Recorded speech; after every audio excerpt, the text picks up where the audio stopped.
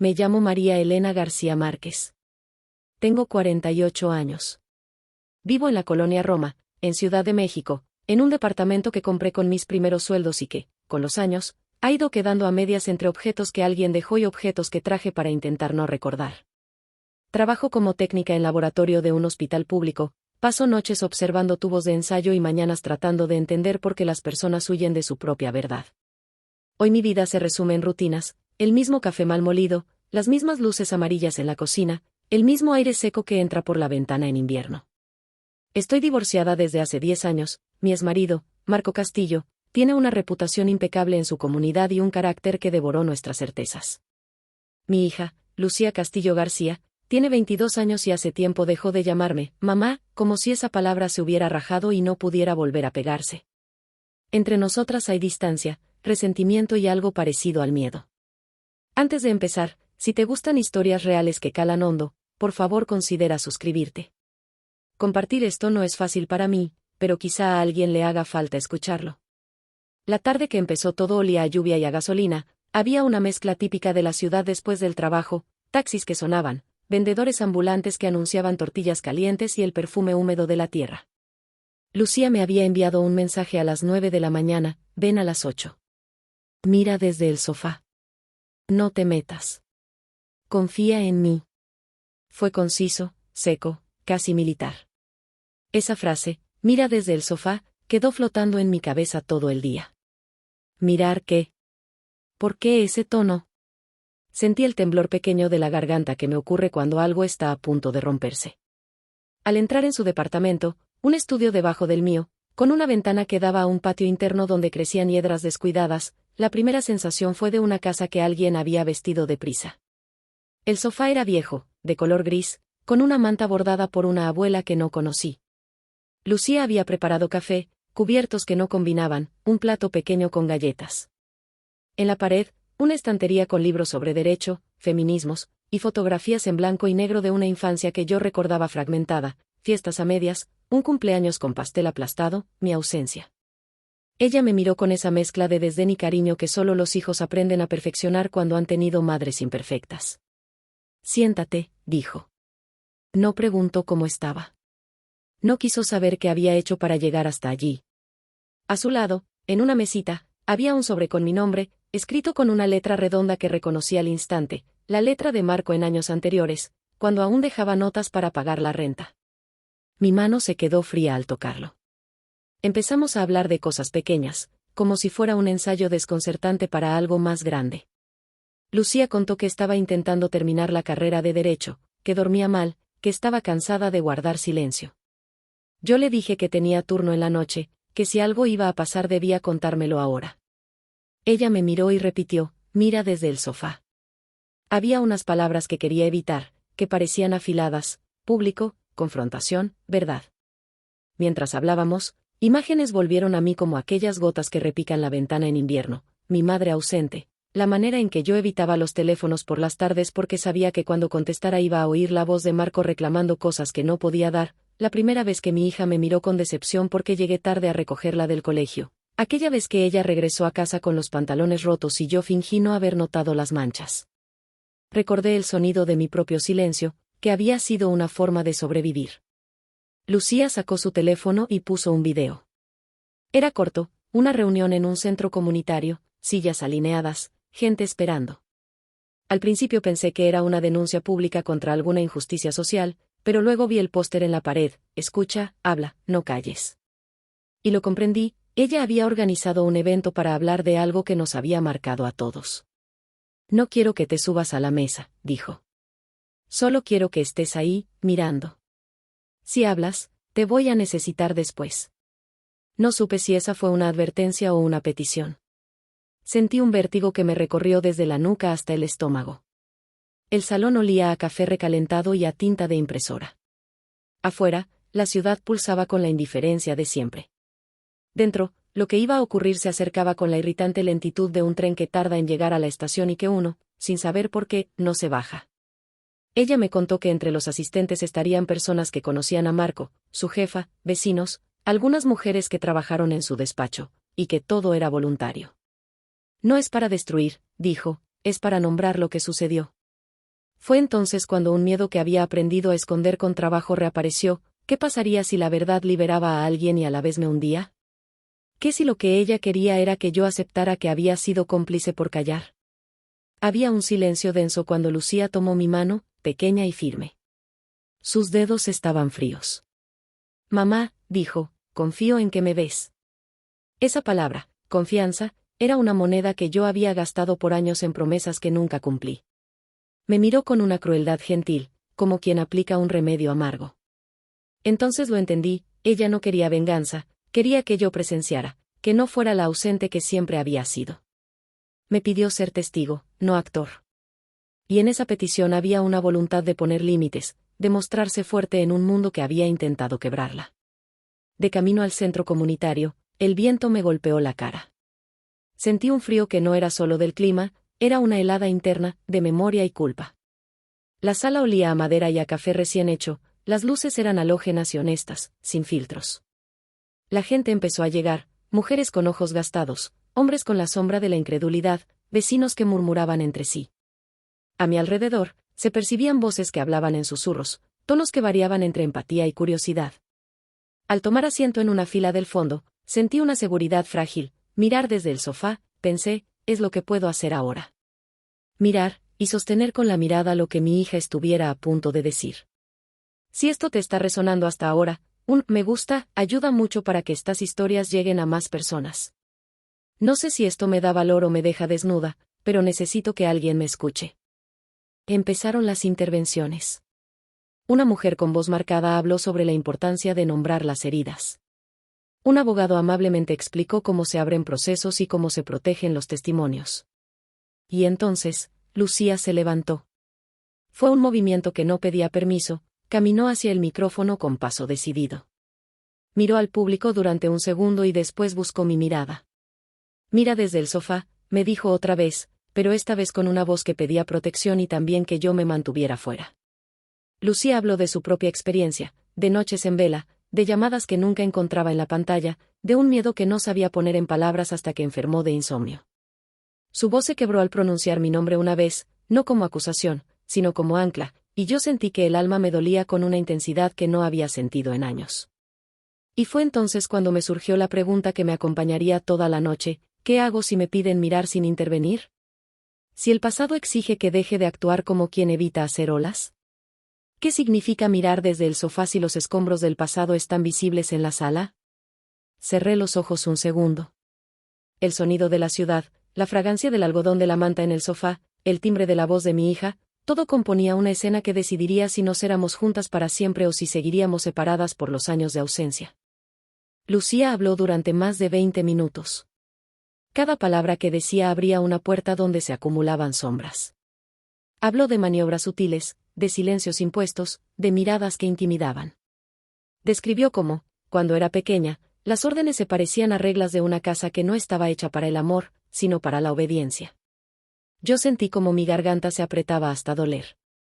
No era solo escucharla, era reconocer que yo había sido la arquitecta de esa obediencia por dejar que otro impusiera su ley. Fueron recuerdos que se alinearon como fichas que, al caer todas juntas, formaron una figura que no podía negarse. El evento continuó con testimonios de otras mujeres. Algunas eran vecinas, otras compañeras de trabajo de Marco, una que trabajó años en el despacho y que habló de llamadas tardías, de regalos que escondían condicionamientos. Empezó a haber un murmullo que crecía, miradas rápidas hacia la puerta, teléfonos que buscaban nombres, el rumor de que Marco estaba en camino. Mi cuerpo reaccionó como ante una alerta, se me erizó la piel, la respiración se hizo corta, noté en mis manos una humedad que no desaparecía. Había llevado con discreción un pequeño paquete en el bolso, una memoria USB con archivos que había guardado durante años. No lo dije, ni ella lo supo. Lo había hecho en noches de mucho miedo, con la idea de que si algún día la verdad tenía que salir, alguien debía sostenerla. Esa USB contenía audios, llamadas que Marco había tenido, su voz registrando cosas que ahora sonaban como confesiones, no explícitas, pero lo bastante claras para comprender la dinámica de control que ejercía. Escuchar esas grabaciones otra vez me devolvía la sensación de estar en un territorio prohibido, un lugar donde el pasado late con una persistencia clínica. De pronto, las puertas se abrieron y entró Marco. Su presencia ocupó la sala como una sombra elegante, traje sobrio, cabello peinado hacia atrás, una sonrisa medida que parecía diseñada para evitar preguntas. Miró a su alrededor con la tranquilidad de quien cree que su prestigio lo protege. Al verlo, sentí que todo el aire se volvía denso, era como si cada respiración fuera un acto de desafío. Lucía me apretó la mano bajo la mesa, un apretón firme que decía, ahora. Y sin embargo, mi cuerpo se quedó inmóvil por un momento, adherido a la costra vieja de la cobardía. Marco, con esa voz que sabía manipular circunstancias, comenzó a hablar calmadamente, no sé por qué se han reunido, dijo, y su tono buscó la incredulidad constructiva. La sala guardó silencio. Él negó todo con la rutina cómoda de quien ha construido su vida sobre la apariencia. Un señor del público le preguntó, con la voz cargada de duda, ¿alguna vez se arrepintió de algo, señor Castillo? Marco contestó con un guiño suave que pretendía trivializar el asunto. Si me he equivocado, lo siento, dijo, y todos supimos que su «lo siento» estaba vacío, era la coraza de alguien que ha usado las palabras para coser heridas que no sangran pero que se infectan. En el momento en que pensé que me quedaría mirando, algo dentro de mí se quebró. La mujer que yo había sido, la que había callado y que había aprendido a protegerse mediante la sumisión, parecía haberse ido. Surgió una necesidad urgente de deshacer aquella impostura de nobleza que Marco mostraba. Caminé hacia adelante sin plan, solo con la certeza de que debía hacer algo que mi hija recordara no por dramatismo, sino por la verdad que contenía. Saqué la memoria USB del bolso. Las manos me temblaban, pero mis ojos estaban secos, la sequedad de la mirada era la misma de quien ha aprendido a contener el llanto para que la vida no se desarme. Al conectar la USB a la computadora del proyector, sentí que todo el público contenía la respiración. Configuré la reproducción y cuando dudé, alguien del público murmuró, ¿qué vas a proyectar, señora? Y mi respuesta, que salió sin pensar, fue, voy a mostrar lo que mi silencio protegió. Las luces del salón se atenuaron. Empezó a sonar una grabación, la voz de Marco en una llamada telefónica antigua, diciéndole a alguien, o a mí, cosas que denotaban control, que justificaban su conducta con frases que hienden. La sala se transformó en un teatro de exposición. En la grabación, Marco hablaba con naturalidad de poner límites, de enseñar obediencia, y mencionaba circunstancias en las que su poder se imponía como si fuese un deber moral. Al escucharlo decir lo que decía, no solo se criminalizaba su conducta, sino que quedaba en evidencia la manera en que nuestras vidas habían sido moldeadas por sus necesidades. La gente reaccionó con murmullos, algunos entre sollozos, otros con la ira hervida en el pecho. Marco, que había confiado en su imagen, buscó con la mirada a quien le diera apoyo, a alguien que lo rubricara con una sonrisa. Su sorpresa fue evidente cuando vio que su mundo de superficie se deshacía. Lucía gritó al escuchar una frase en la grabación donde se aludía a ella de forma despectiva. «No eres para esto», le dijo Marco en una de las llamadas, y su voz quedó como un cuchillo. Entonces, por primera vez en mucho tiempo, fui capaz de decir la verdad plena. Me levanté del sofá, esa acción, simple en su forma, fue enorme en su significado, y caminé hasta la mesa donde estaba el micrófono. Sentí mis piernas hechas de arena, pero mi voz fue clara. Durante años callé, dije, porque tenía miedo de perder mi vida, que había sido construida por él. Creí que si mantenía las apariencias, protegería a Lucía. Me equivoqué. No era una disculpa fría, era un abrir las manos y mostrar la herida. La sala escuchó en silencio. Marco me miró con una mezcla de ira y asombro, como si mi ruptura de su guión hubiera sido una traición imperdonable. Y en ese instante, yo hice algo que hasta entonces parecía imposible, le dije su nombre en voz alta, con la firmeza de quien nombra para que quede registrado. Marco Castillo, pronuncié. Así lo conozco. Así lo enfrento. Fue una declaración que balsamizó también parte de mi culpa, había tardado, sí, pero había encontrado el valor de responder con la verdad. Si te está conmoviendo esta historia, quizá conozcas una situación parecida. Si te animas, comparte en los comentarios, estoy leyendo todo lo que me escriben y me ayuda a saber que no estoy sola en este dolor. Lo que siguió fue una marea de emociones. Hay actos que, una vez ejecutados, no permiten retrocesos. Mi exposición de la USB no fue un golpe de teatro previsto por mí y Lucía, fue más bien la explosión de años de silencio que necesitaban una válvula. El sonido de la grabación continuó mientras otras personas del público empezaron a dar testimonios que corroboraban lo que había sonado. Alguien trajo documentos, otra persona presentó mensajes que no dejaban lugar a dudas. Marco intentó tomar el control con el mismo tono que usaba en las reuniones de trabajo, pero esa noche la autoridad que tanto le había servido se disolvía con cada historia contada. Mi corazón latía como si quisiera salir por la boca. Sentía la respiración de Lucía a mi lado, firme como una ancla. Hubo un momento en que pude ver a mi hija transformarse. Ya no era la niña que esperaba que regresara a casa recogida por mi tardanza, era una mujer que había decidido poner un límite. Cuando la gente comenzó a preguntar por acciones legales, por apoyo, por contención, su mirada fue hacia mí, como diciendo, ¿ves? Tú estás aquí. Y yo, que había vivido años con la excusa de no saber, ahora escuchaba a mujeres que con firmeza pedían no repetir silencios. Marco salió de la sala entre murmullos. Nadie lo siguió. Su ausencia dejó un hueco que olía a derrota y, con ella, una sensación de justicia que no era completa, pero sí real. Después de que se fuera, las manos de las mujeres que habían hablado me buscaron. Algunas me abrazaron porque en mi confesión vieron su propio espejo, otras me miraron con gratitud porque por fin había una madre que se atrevía a enfrentar lo que había ocultado. Lucía me miró con la intensidad de quien apuesta su vida por la verdad de otra persona. Por primera vez en años, sentí que estábamos en la misma orilla. Sin embargo, los efectos no fueron todos claros ni absolutos. Al día siguiente, Marco empezó a moverse por sus redes de poder. Llamó a su abogado, que me buscó con la frialdad protocolaria de alguien que asume la defensa de reputaciones. Recibí mensajes amenazantes, llamadas cortantes, y en el hospital donde trabajo, algunos colegas que antes me saludaban con cordialidad comenzaron a mirarme como si yo fuera culpable de una falla profesional. Fueron días de insomnio, de revisar las cerraduras de mi casa 2 veces, de pensar que habíamos desatado con nuestros actos. La ciudad dejó de ser un murmullo para convertirse en un ruido que vigilaba. Aquella noche, sin embargo, hubo una especie de tregua doméstica entre Lucía y yo. Nos sentamos en su sofá, con la manta bordada que me recordaba a una abuela que no había amado del todo, y por primera vez hablamos de cosas que no fueran el juicio emergente. Hablamos de la casa donde vivíamos cuando ella era niña, de la receta de la sopa que nunca salió como yo prometía, de aquellos domingos que yo pasaba en el trabajo para justificar ausencias que debieron ser compañía.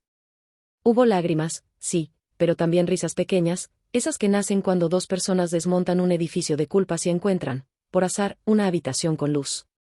Fue en ese momento íntimo, con la lluvia pegando en la ventana, que Lucía me dijo algo que me dejó helada y al mismo tiempo reconfortada. Mamá, me pediste mirar desde el sofá porque sabías que había algo de ti que debías confrontar.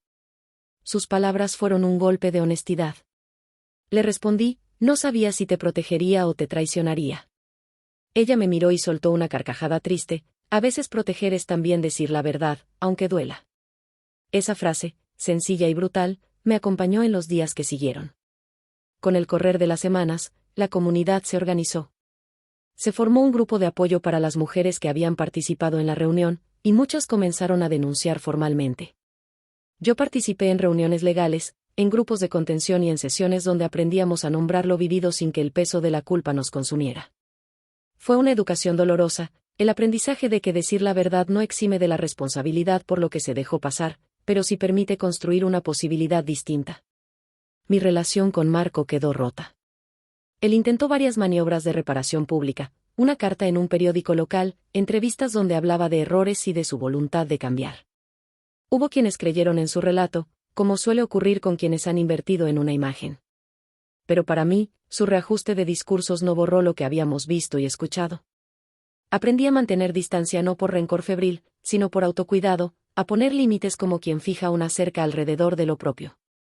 Si este relato abre algo en ti y sientes que necesitas hablar, comparte tu experiencia en los comentarios. Leerlos ha sido un sostén durante estos meses. No todo fue liberador ni heroico. Hubo noches de culpa que me envolvían con la precisión de una tejida constante. Me sorprendía despertarme en mitad de la madrugada con el corazón acelerado, repasando cada omisión como si fueran cuentas que debía pagar. A veces imaginaba escenas en las que había intervenido antes, en las que había dicho no a Marco con la misma determinación que lo hice esa noche, y me castigaba por no haber sido esa mujer antes. Ese peso era una compañía incómoda, no me permitía regodearme en la justicia reciente porque sabía que la reparación no borraba la herida antigua. Lucía y yo tuvimos días de tensión también.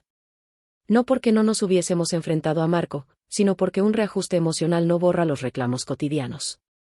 Hubo discusiones sobre dinero, sobre la manera de contar la historia a la familia, sobre pequeños hábitos que parecían gigantes tras la confrontación pública. Aprendimos a negociar el espacio y el tiempo entre nosotras. Aprendimos a aceptar que la reparación era un proceso, no un acto único. Trabajar en el hospital me dio un prisma esencial. Ver a tantas personas en sus multiplicidad de dolores me enseñó que nadie es monolítico. En una guardia, atendí a una joven que llegó temblando, contando algo parecido a lo que yo había vivido, una red familiar que intentó silenciar. Mientras la ayudaba, recuerdo haber sentido una ola de empatía que no era autocrítica, sino una forma de aprendizaje. Aquella mujer que había callado sabía ahora cómo poner límites y cómo acompañar. Fue una sensación que me permitió perdonarme poco a poco. No por olvidarlo, sino por entender que el pasado no me definía de forma absoluta. Con el tiempo, recibimos apoyo de organizaciones que luchan contra la violencia doméstica. Hubo talleres, asesorías legales, y mucha contención. Lucía se convirtió en una figura pública dentro de nuestro pequeño ámbito, daba charlas en universidades, participaba en foros. A veces la veía en videos donde su voz, firme y clara, narraba lo que había pasado, y yo sentía orgullo mezclado con una culpabilidad lenta. Esa niña a la que yo dejé sola ahora ayudaba a otras a no repetir su soledad. Pero la vida tiene una forma de devolver complicaciones. Un día, recibí una carta anónima con amenazas veladas. Alguien no había olvidado ni perdonado la exposición pública. Sentí miedo, sí, y volví a vigilar las cerraduras. Lucía, en un arranque de madurez que me conmovió, dijo: si alguien nos quiere asustar, lo único que logra es mostrarnos que esto no es solo nuestro. Y ella se mantuvo, impasible, dispuesta a seguir adelante. Esa fortaleza me ayudó a entender que la comunidad que habíamos tejido era más extensa que el temor puntual. Hubo otro momento que nadie esperó. Mi exmarido, al verse acorralado socialmente, intentó acercarse a mí con una propuesta inesperada.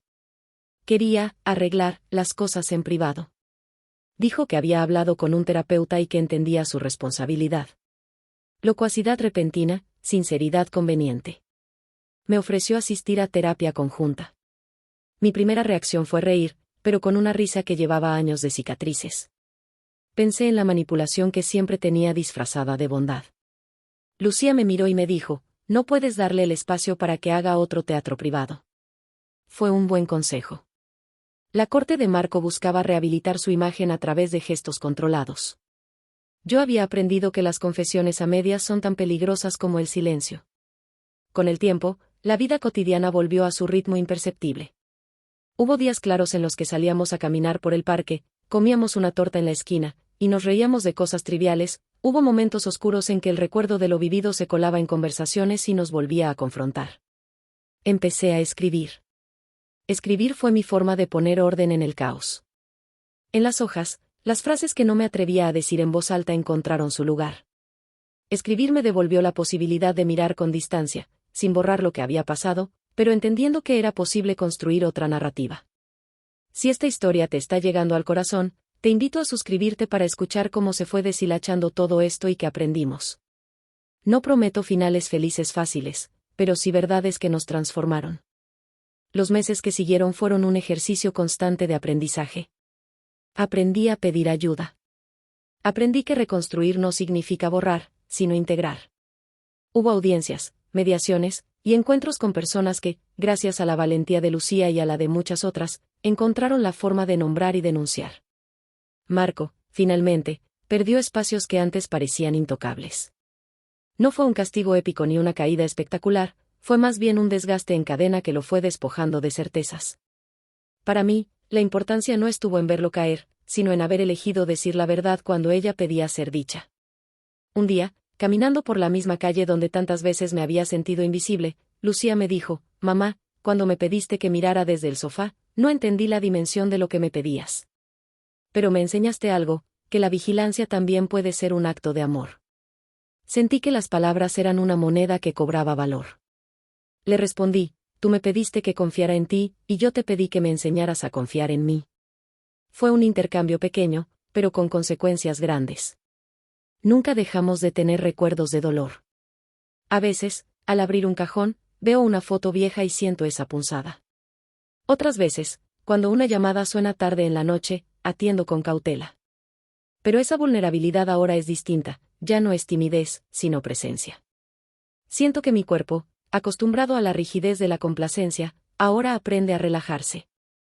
Hay noches de sueño real, Hay mañanas en que el café sabe mejor. La última lección que quisiera compartir es esta: mirar desde el sofá no siempre significa inacción.